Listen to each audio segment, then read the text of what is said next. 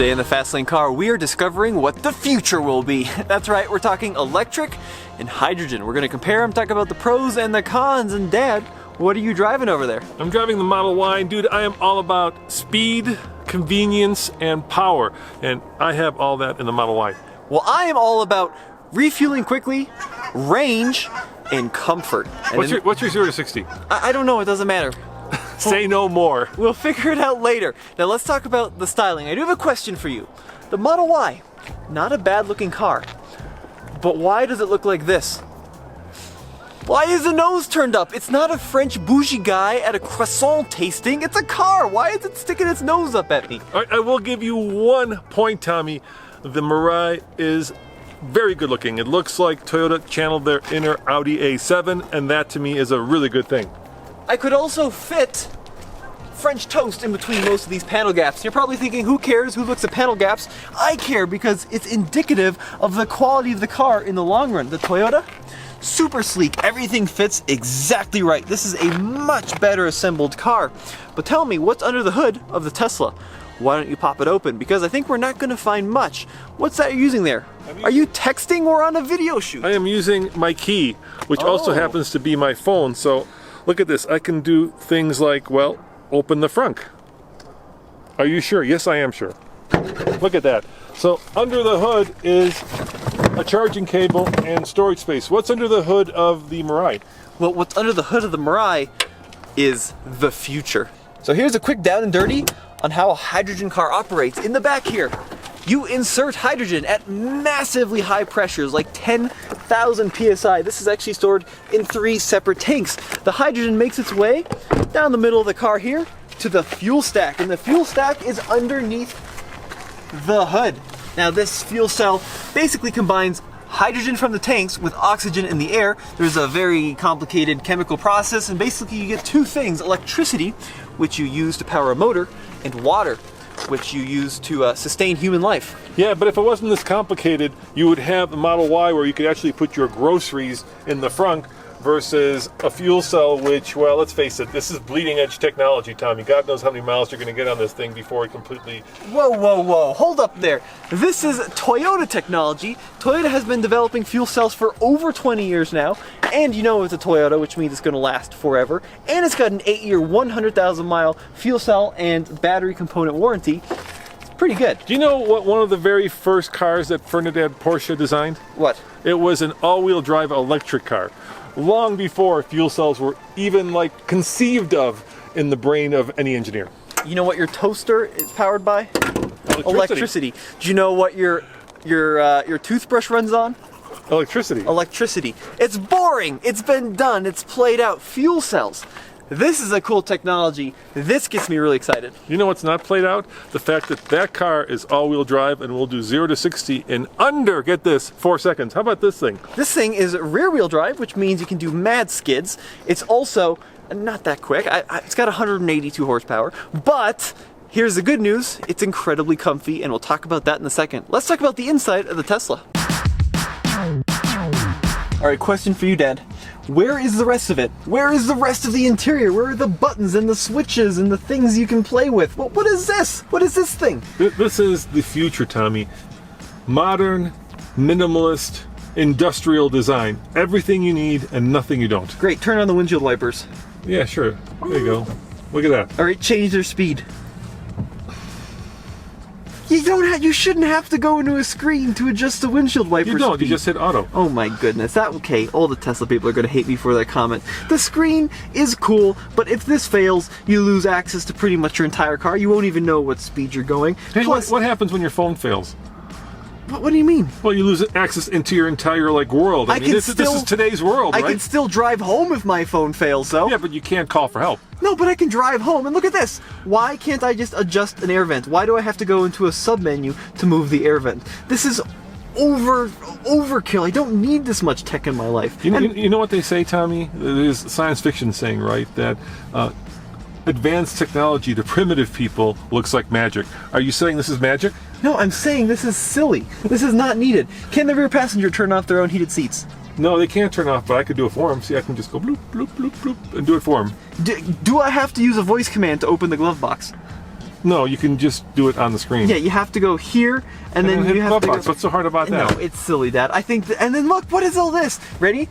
Tesla owner's worst nightmare. Look. Oh, look at the prints everywhere. No, this is the future look. All you have to do is take your phone, put it right here, and you can see it, and you can charge it, and you can use it as needed when you're not driving. No, this is the future. You close this too hard, and it literally yells at you to close it gently. Yes. Why can't you just put a normal latch on it? Because I'm not a big gorilla, and I can gently close things. No, this is... Dad, I'm sorry, but this interior doesn't work. Where's the speedometer? The speedometer is where you need it when you start driving. Yeah, it'll show it's you, here. It'll show you right there, yeah. Yeah, where do you look? You look there. Why do you have to glance down? No, this is... It's just, you know, once again, Tommy, to primitive people, advanced tech looks like magic. I'm sorry if this looks like magic to you, but to me, this makes perfect sense. All I'm saying is I want a door handle just in case that something goes wrong. And this is a solution for the front seat. The back seat, you have to pull a panel to release the rear doors. It's just too much. All I'm saying is I want a beautiful glass sunroof so that I can get as much airy openness in my vehicle as possible. Let's go sit in your coffin of a car. All right, look at this. A vent you can move by adjusting this lever. Yeah, that's the same vent that was in a 1972 Corolla. Yeah, but who cares? It works. And it's not a wheelbarrow. It has a 12.3-inch touchscreen. It's got an 8-inch instrument cluster here that displays my speed in front of me like God intended. What's this little limp thing over here? Well, this is a little funky. So this is a shifter. Yes, why is it like that? It's like that because it's the future. And what's this thing right there? Power button. Why do you need one? Because unlike your car, it's not a cordless drill and you actually have to fire up the fuel cell. All I do is walk into my car, put it in gear, and drive off. Why do I even need a power button? It's not exactly hard to do, Dad. You put your foot on the brake and touch it. Plus, look at this wireless charger right there in the center. That works like an absolute dream. And where do I charge my phone? In my car, I can actually charge both the passenger and the driver's phone. Here, I got only one. Why is that? You don't need two of them. Sure I do. That's silly. Yeah. If at some point when two of us are in this car going across the country, we're both going to want to charge our phones. But check this out. Look at the quality of the stitching on the steering wheel and the way that the panels are assembled. Did you know this? This car is based on the Lexus LS, the flagship monster Lexus sedan, the top dog. It's basically a budget LS with an incredible Jetsons powertrain. Yeah, which is why it's so staggering that I barely fit. I mean, this car is at least, another foot longer than the Model Y, and yet look, my head almost hits the roof, my feet almost hit the front console. That's because you've got 3 massive tanks back there for all your compressed hydrogen. Well, scoot your seat back. Well, I'm going to crush the videographer. Recline your seat. You're not a driving instructor. You can lean back a little bit. It's all the way back. It's not all the way back. It's all the way back. But then that's great. There you go. Recline your seats. It's all the way back. This is how I fit in this car. Now you're more comfortable. You see? It works like a dream. I also have different drive modes and a snow mode. This is a really well-engineered car. So when, here in Colorado, you run out of hydrogen, where do you go fill it up? We'll talk about that in a second. What the heck is that, Tommy? Sounds like a horny electric toothbrush. No, what it's doing is it's purging the system of excess water so it doesn't drip out and freeze in your house or in your garage. Dude, any car that has to purge, really nothing comes out of that thing. Just pure electricity, nothing comes out. What comes out of this is pure water, the foundation of life. This thing is building organisms as it drives along. Yeah, it's making a bloody mess that freezes and causes other drivers. It's not that much water, it's like a little dribble.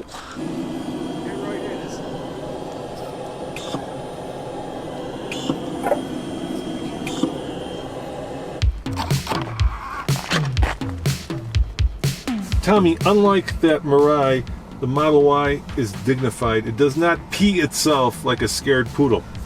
Isn't this the car that you can make literally fart? Isn't that the same car? Yes, but farting is funny and cute. Peeing Dignified. is disgusting and gross. Dignified my butt. Oh, this is a horrible fart. Oh, much better. Look at that. What? This is the most useless thing I've ever seen, Dan. This is the best part. This is the best party trick. Hold on, Ian. Are you ready? Here we go. 3, 2, 1. Ah!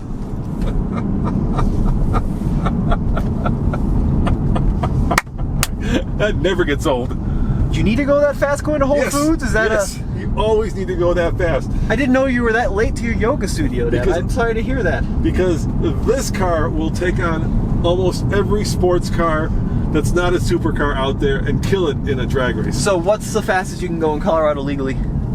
On the drag strip? No, on regular roads where people About drive. 12 seconds in a quarter mile. Yeah, you can go 75 miles per hour legally here in Colorado, and any faster than that, you're breaking the law. So why do I need to get there that quick? I know you're big into quinoa and you got to get it now, but I promise you the Toyota will make that happen just a little bit more dignified with more comfort. You just said the magic word there, Colorado. So if you want to go fill up that hydrogen-powered car, where would you do that in the state of Colorado? Well, they're coming. They're on their way. That would be nowhere. The stations are on their way. I'm sorry, how long does it take to charge up your car? It takes about a half hour if you go from empty to 80% if you're on a supercharger. If you're at home and the vehicle is empty, overnight-ish. Yeah, half hour or overnight. Yeah, sure. 5 minutes in the Mirai. And how much does hydrogen cost? It would be about $75 to fill up, but Toyota, no, I kid you not. And only in California. Yeah, Toyota gives you $15,000 in free hydrogen. Yeah, and that speaks for itself, that they actually have to pay you to drive the car. Yes, because it's so brand new. It's such a cool technology. Nobody kind of understands and grasps Yeah, it. it's such a new technology that outside of California, actually outside of Los Angeles and San Francisco, there's no place to fill it up. That's coming. It's coming soon. Mark my words, it'll be here very soon. And is Toyota building out the infrastructure like Tesla did with the charging infrastructure? No, because Toyota's busy building cars that don't fall apart after 15,000 miles. That's what they're focused on. Yeah. Maybe we should focus on keeping things together versus having heaters fail in the middle of winter like this one has, or the door fail twice, or the trunk gets stuck every time it opens. It's a much better made car. You know, teething issues, Tommy. Teething issues are 12 years old. The company's been building cars for 12 years. The Model Y is brand new. It's teething. How much is this car? And you know, well, it's 65-ish. $65,000 Yes. and they can't get the trunk to fit? Well, they did it after the third, No, it isn't fixed. It's still broken. It's still stuck. And they came to the office to fix it. That's fine. You know, I'll let you deal with your failing doors. My doors will work always because it's Japanese built and it's a Toyota. Because you'll never be able to drive it because you can't fill it up. It's coming. The future is near. If you don't use a car, the door will Patience. always work. There's a lot of people in California that need to get to places without looking like a catfish with a snubbed up nose. And for those people, the Mirai is great. You know what's great about the Tesla Model Y? It's, that kind of perfect sweet spot of a vehicle, right? Unlike yours, it doesn't have a trunk. It actually has hatchback, right? So that you can put everything that you need in here. It's taller. It's got plenty of headroom. Yep. It's much more usable because it's not a sedan. Who buys sedans anymore? Why wouldn't Toyota build a crossover as a hydrogen car or as their second hydrogen car? Why make it a sedan that no one wants? The other unique feature about the Tesla is they have bolted the wheels directly to your spine and have forgone any of that suspension stuff. This car has a remarkably miserable ride. Every single little pebble and overturned leaf, you feel it in your bum. Why? What's the point? Because we put incredibly hard snow. Blame the tires. It was winter bad tires. before. This thing was bad before. It wasn't quite as bad, but this is a ton suspension. It's a sporty car, right? It's the performance version, so yes, of course, it's not going to have the plushest of rides, but it will go quickly in a straight line, and it will go quickly around a turn. That's it great. makes for a lively and engaging driving experience that doesn't put you to sleep like some bad sleeping pill. It's a seesaw that will go 0 to 60 in about 3 seconds and looks weird. That sums up the driving experience of a Tesla. All right, let's check in with a real car. Whoa, look at that. Did you see that? Hey, you know what that sound is? What? That's me hitting the end of the bump stop here, trying to move the seat farther back because I don't fit. I'm sorry the passenger seat is a little bit cramped, and that is an oversight, I agree. But for such a gorgeous car... How do Once again, you are sitting at 180 degrees. How do I not have enough headroom with a car with no sunroof? You're not 95 years old. Recline the seat a little bit. For God's sakes, I'm not going to drive like, dude, man, I'm gangsta. Well, for a person that drives with a normal driving position, I will tell you that this Mirai is a beautifully comfortable car to drive. You know why? Because this is reminiscent of like old American cars from the 1950s. It floats along. It's so comfortable. You know what that smell is? What? That's the smell of your grandfather's car. That's the smell of build quality is what the smell of that is. So should I explain? That's the smell of aging and mothballs. Yes, I get it. I'm 80 years old. I know. I listen to Glenn Miller. But should we explain how this works? Yeah, let's talk about it. So this car has a high voltage battery, Yes. a lithium-ion battery, but it's small. It's about 1 kilowatt hour. Versus the much bigger Tesla battery, which is like 80 or something, 70. Yeah, exactly. Now, when I hit the gas, Yes. it draws power from that battery first. Right. And then that allows time for the fuel stack to ramp up to start creating its own electricity, and then that seamlessly transitions to powering the So how is the rear fuel wheels. stack creating electricity? What's it doing? Well, it's very complicated, but basically it's something to do with electrons and chemistry and And hydrogen, you know what it looks like? It looks like H2O. Yeah, it looks like a radiator, and it's a very simple concept. It's just the execution's hard. So should we give it full beans? Yeah, give it full beans. Okay, hold on, I'm going to go into sport mode. Oh, you better go into sport mode. This is the Jetsons car once again. Ian, don't be ready for this. You'll 3, be fine. 2, 1, floored. Oh yeah. That's a fuel cell. 30, 40. That is so cool. Did you hear the sound it makes? So did you hear that whooshing? Yeah, that's like a horny electric toothbrush. Do you know what that is? A horny electric toothbrush? No. What? That is an intercooled supercharger. I kid you not. This car has a supercharger, well, basically an air compressor that runs cold air that's intercooled Wait, across the fuel cell, Wait, so it can combine enough oxygen with the hydrogen to create the It's electricity. got basically a giant hairdryer. No, it's a supercharger. It's not a hairdryer. It's an electric supercharger. It's a hairdryer that's blowing air. Yeah, well, that's how you got to get enough oxygen across the stack. Yeah, a hairdryer. It doesn't even heat up. Well, no, it's a supercharger. It's intercooled. It's badass. This thing's badass. Guys, I get so excited about this technology because as we're driving along, you know what we're doing? We're literally purifying the air. Making the old people in the subdivision jealous? Yeah, the fuel stack needs such pure air, and there's so many filtration systems for the incoming air that you're actually purifying it as you drive along, and the only thing coming out of your tailpipe is distilled water. That's it. Yeah, and can you drink distilled water? No. You could if they piped it in here. Yeah, right. I have drinking it. It's a little bit like metallic-y, but it's like the essence of water. It's created by combining H2 and O. It's H2O. It's amazing. What are the driving dynamics of this vehicle? They're perfect. No, they're that of a 1972 Buick Regal. You know why they're perfect? Why? Because in America, all we do is drive slowly in straight lines. Okay. And this car has a soft suspension and a beautifully quiet interior and super light steering. For American roads, it's perfect. What else do you need? Yeah, your grandfather's Buick. Dad, my grandfather was a very smart man, and there's a reason that he lived till he was 90 because his pelvis wasn't being broken into bits by modern day Teslas. Well, your other grandfather was also a very smart man, and you know what he drove? Yeah. A Lincoln Continental Mark V. Yes, I know. Which is very similar to this. Yeah, That's why I said your grandfathers. I know, and once again, very stout men, and that's because they were comfortable getting places. Just know how quiet it is. Think about the amount of science that's going on driving this car along. You can fuel it up in a matter of minutes. It goes 400 miles on a single tank of hydrogen. Those tanks of hydrogen, by the way, are so strong that they shoot bullets at them. Hey. Did you know that? They shoot bullets at them to make sure they don't explode. Yeah. What's the other famous hydrogen vehicle that everybody thinks of? It had something to do with, I believe, the Hindenburg?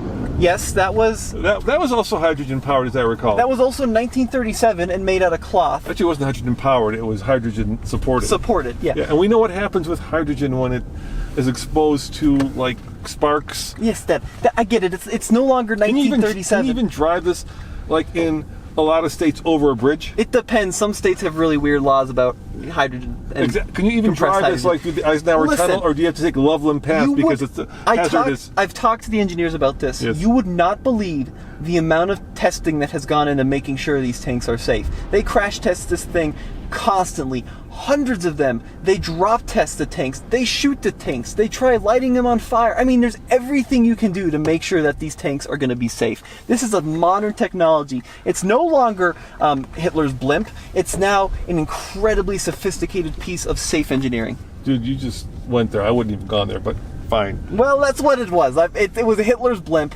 This is the Jetsons car.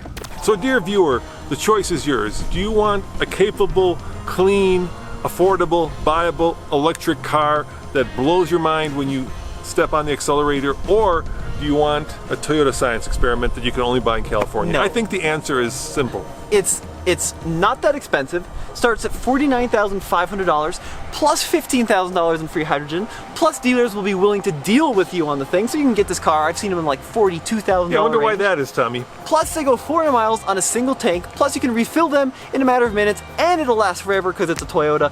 I mean, if only they built out the infrastructure, this car would be incredible. It's a really good piece of tech.